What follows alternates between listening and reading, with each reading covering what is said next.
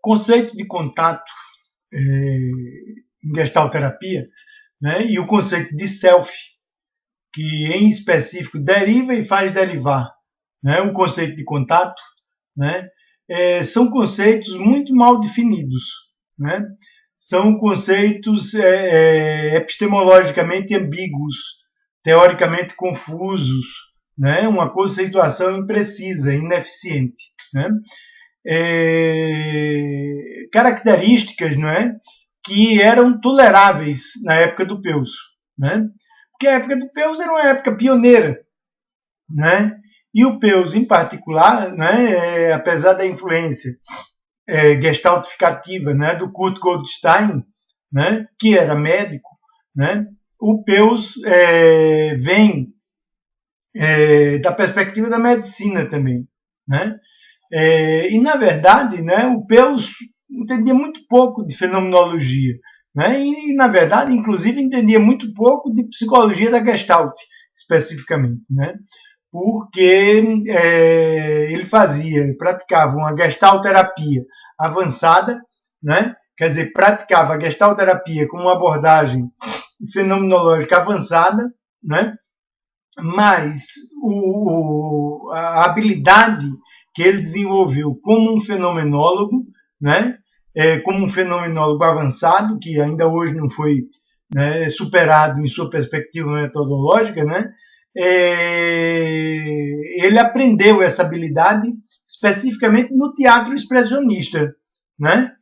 Quer dizer, ele vinha de um background da medicina, né, de um background da psicanálise, né, e conhecia muito a abordagem gestaltificativa fenomenológico-existencial na vivência do teatro expressionista, né? E, na verdade, ele desenvolve a gestalterapia como expressionismo em terapia, né?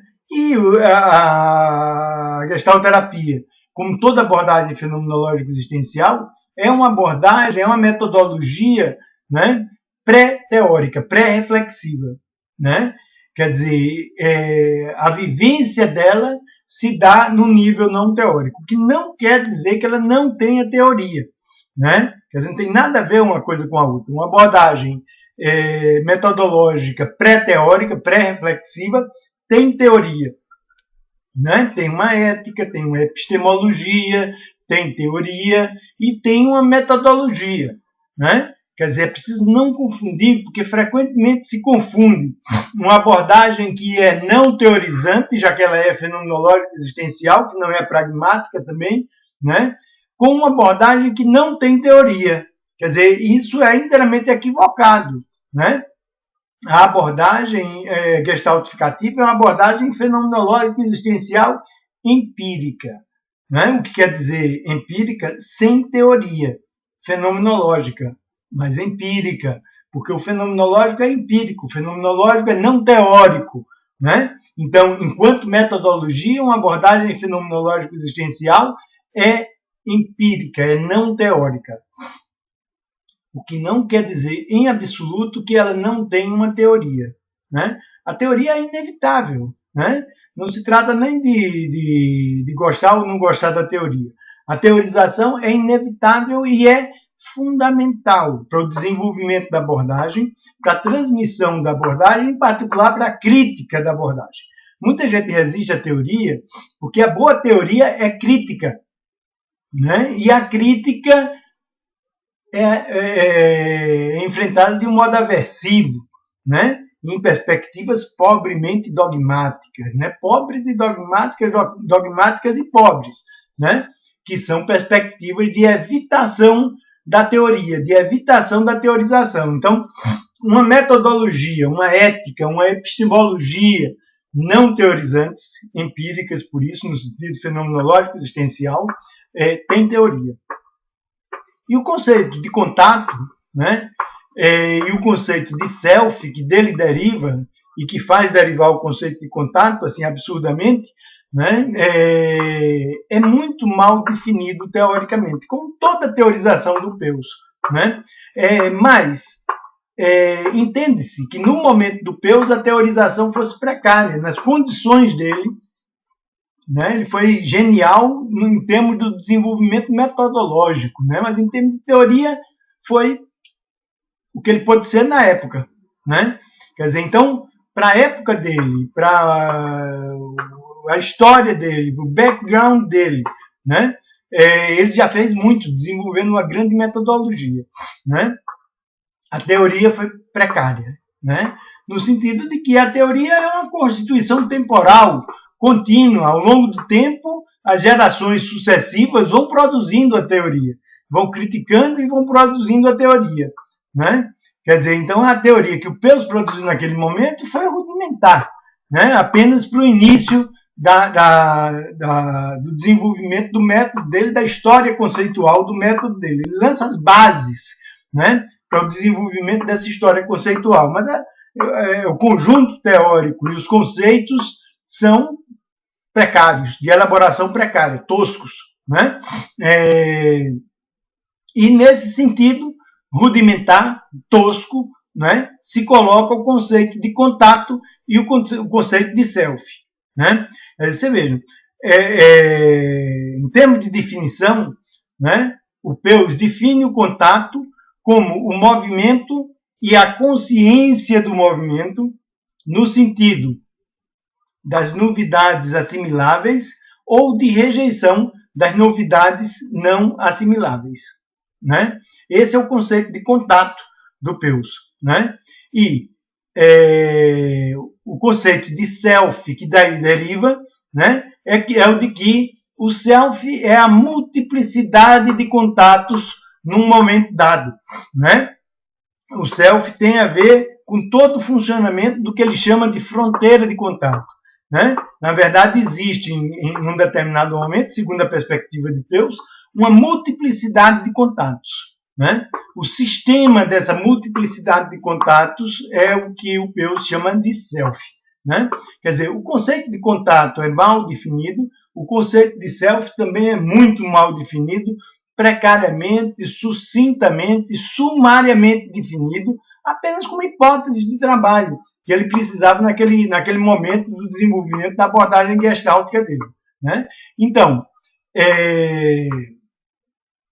existe, né, para nós outros, né, o desafio de uma crítica a esse conceito de Peirce, né, aos conceitos de contato, ao conceito de self, a relação entre self e consciência, né, entre contato e consciência, né, e a elaboração e reelaboração contínua do conceito, né? Quer dizer, nós não podemos adotar o conceito de contato tal como ele está formulado pelo Peirce, porque ele é sumário, ele é precário, né? E muito menos adotar o conceito do self, que é mais sumário ainda, né? Quer dizer, que é um conceito tipo hipótese de trabalho, que é rudimentar, né? Que é tosco, que são toscos, tanto o conceito de contato como o conceito de self, né? E, em particular, né, o conceito de contato e o conceito de self, tal como ele está formulado, ele, né, é bastante precário em termos fenomenológicos, né? Em termos de uma ética e de uma epistemologia fenomenológicas, o que quer dizer em termos de uma ética e de uma epistemologia gestaltificativas em específico, né? Então, eu acho que é muito mais interessante nós utilizarmos o conceito de ação fenomenológica, do que nós utilizarmos o conceito de contato e de self que o Peirce utiliza, né? Quer dizer, já há algum tempo que eu não utilizo o conceito de contato nem o conceito de self, né? Tal como ele está definido pelo Peirce na sua gestalterapia. Eu prefiro utilizar o conceito de ação e o conceito de implicação, o conceito fenomenológico existencial, né, de ação, de implicação, de compreensão, né? Quer dizer, porque aí é que radica a matriz do conceito de contato do Peirce. Contato, na verdade, é ação. E ação é implicação. E ação é compreensão, né? E a ação é a vivência fenomenológica de possibilidades e o desdobramento de possibilidades no que nós entendemos como ação, que se constitui fenomenologicamente, que se constitui como consciência pré-reflexiva, né? Então, tudo que nós entendemos em Gestalt como o conceito de contato do Peus e o conceito de self, né, podem ser remetidos à fenomenológica da ação, né? Quer dizer, garantindo com isso, inclusive, a filiação ética e epistemológica original da gestalterapia, né? Que é a vinculação fenomenológica. Gestalterapia, gestalt, de um modo geral, né? São especificamente fenomenológicas, né? Por exemplo, é absurdo dizer que é pragmática, né? Não é pragmática. A vivência fenomenológica não é pragmática. Isso é uma obviedade, né? Quer dizer, a vivência fenomenológica é a vivência que não é da ordem do útil e da utilidade, que não é pragmática, que não é ação funcional. É, em específico, a ação disfuncional, né? É, em específico, a vivência de um modo de ser que não é da ordem dos usos, dos úteis e das utilidades. A vivência fenomenológica gestaltificativa não é pragmática. E o conceito de contato, né, tanto o conceito de contato como o conceito de self, né, pecam, talvez ainda, né, devendo um pouco aos limites do Kurt Goldstein. Né? Kurt Goldstein era um gênio na fenomenologia, perdão, na neurologia, né? Era um cientista, né, que produziu toda uma neurologia e uma psicologia organísmica que superam a dicotomia cartesiana de corpo e mente, né? Pela via da teoria da Gestalt, da perspectiva da Gestalt, o Kurt Goldstein, né, produz uma concepção de organismo, uma concepção de experiência organísmica, de atualização, né, de autorregulação, que superam a dicotomia cartesiana de corpo e mente. Isso não foi pouco, né? E isso, inclusive, em termos de neurologia e mesmo em termos de psicologia, carece ainda de ser desenvolvido, né? Mas, de acordo com as limitações do seu tempo, né, o Kurt Goldstein não adentrou a fenomenologia, né? Não adentrou a característica, né, fundamental do modo fenomenológico existencial de sermos, que é um modo de sermos que é anterior à dicotomia sujeito e objeto. Quer dizer, não existe dicotomia sujeito e objeto no modo fenomenológico existencial de nós sermos. Essa história de consciência direcionada para o objeto direcionado para o sujeito, isso é bobagem, né? Isso é bobagem, né? Porque não há que falar em sujeito e objeto no modo de ser que é anterior à dicotomia sujeito e objeto, que não é o modo de ser do sujeito, nem é o modo de ser do objeto que se lhe contrapõe, que se contrapõe ao sujeito. É o modo de ser do ator, é o modo de ser da ação. E a ação, o ator, é uma condição especificamente anterior ao modo de ser da dicotomia sujeito e objeto. Quer dizer, no fenomenológico não existe essa dicotomia entre sujeito e objeto. Na duração instantaneamente momentânea do modo fenomenológico existencial de nós sermos, nós não somos sujeitos e nem nos relacionamos com o objeto. Quer dizer, então, a grande, né, limitação, uma grande limitação do Kurt Goldstein, que o Merleau-Ponty, inclusive, vai incorrer nela largamente depois, né, é que eles não superam essa dicotomia sujeito e objeto. Eles não o superam na ação, na concepção da ação fenomenológica, né, a condição do ator que é anterior à dicotomia sujeito e objeto. Né? Quer dizer, então o Kurt Goldstein, apesar dele criar, por exemplo, o termo genial, né, que é a expressão experiência organísmica, né, que vai ser apropriada pelo Peus, que vai ser apropriada pelo Rogers, né, ele não concebe a experiência organísmica de um ponto de vista especificamente fenomenológico, né? Compreensível, né? Porque a fenomenologia estava exatamente começando a se desenvolver naquele momento, a fenomenologia da tradição de Brentano, né? Estava começando a se desenvolver, que é a matriz de todas as fenomenologias modernas, né? Estava começando a se desenvolver naquele momento. Então é compreensível que o Kurt Goldstein ainda não integrasse esse conceito, né? E o Peirce e o Rogers vão sofrer a influência desse limite, vão sofrer uma grande influência do Kurt Goldstein e vão sofrer uma influência desses limites do Kurt Goldstein. A concepção de ação do Kurt Goldstein, né? Não é ainda uma concepção fenomenológica, né? Quer dizer, então isso funciona, né, na verdade, como um abismo conceitual, um hiato conceitual, né, no qual o Rogers e o Peirce caem, né, por influência do Kurt Goldstein, ou seja, eles vão ser pobres na definição de ação.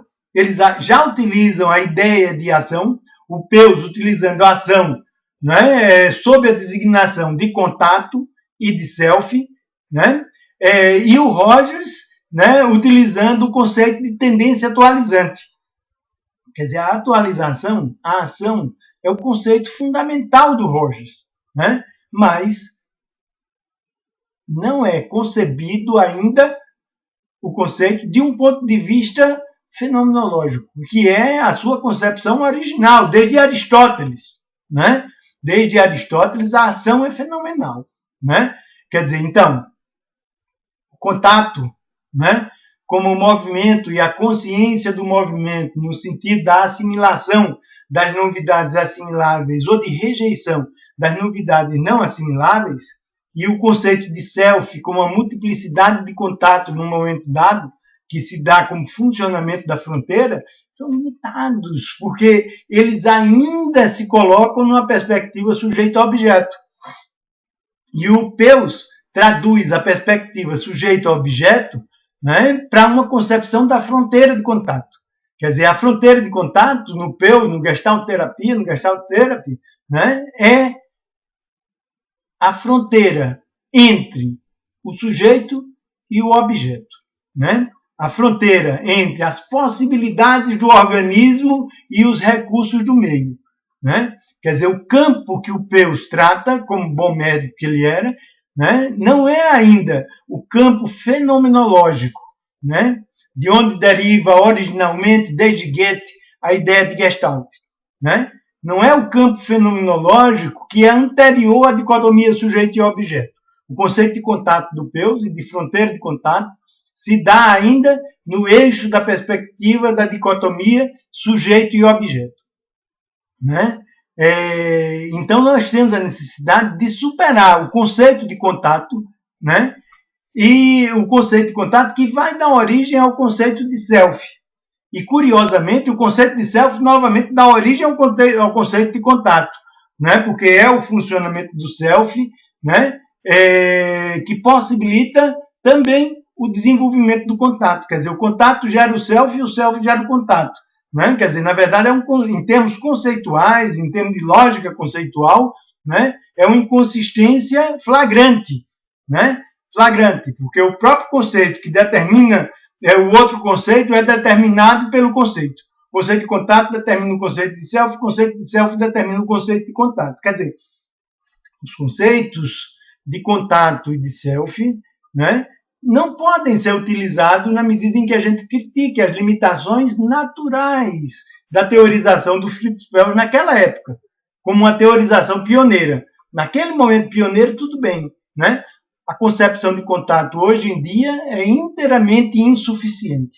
A concepção de self é inteiramente insuficiente, né? É precária, são concepções precárias, né? E, naturalmente, nós precisamos retroceder à origem desses conceitos, né? Que é o que Aristóteles já definia como ação, e que é recuperada pelo Brentano, que é recuperada por toda a fenomenologia, né?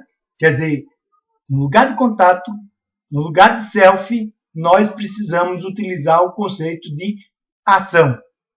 Ação fenomenológica, né? E evitar toda a confusão, né, que se faz em torno do conceito de contato e de self, e inclusive a tentativa de constituir a ideia de um self pragmático, né? Que é extremamente precária, né? Porque o que seria o funcionamento do self, que na verdade é a ação fenomenológica, né? Não é da ordem da prática, não é da ordem da pragmática, porque não é da esfera da utilidade, dos usos e dos úteis. É um modo inútil de sermos. O modo fenomenológico existencial da ação é o modo inútil de nós sermos, que apesar de ser inútil, é produtivo, porque é criativo, né? Mas é uma produtividade, uma criatividade que é ação, desdobramento de possibilidade, desdobramento desproposital e dialógico de possibilidades, que por isso é da esfera do inútil, é da esfera da inutilidade. Então, no lugar dos conceitos de ação, né? No lugar dos conceitos de contato e de self, nós precisamos utilizar o conceito de ação e entender a concepção, né, e a metodologia de uma abordagem gestaltificativas como fundamentadas na ação eminentemente fenomenológica e existencial, que é o solo de onde brota a concepção de Gestalt. Gestalt, funcionamento gestaltificativo da gente é eminentemente fenomenológico. E, portanto, a experiência, a ética, a epistemologia e a metodologia gestaltificativas são eminentemente fenomenológicas, né? Fenomenológicas e existenciais, né? E refere-se, enquanto fenomenológicas e existenciais, à ação. A vivência da ação, a vivência compreensiva e implicativa da ação, como vivência de forças que são as possibilidades, né? E que, ao se desdobrarem, se desdobram como ação. Isso é um conhecimento desde Aristóteles.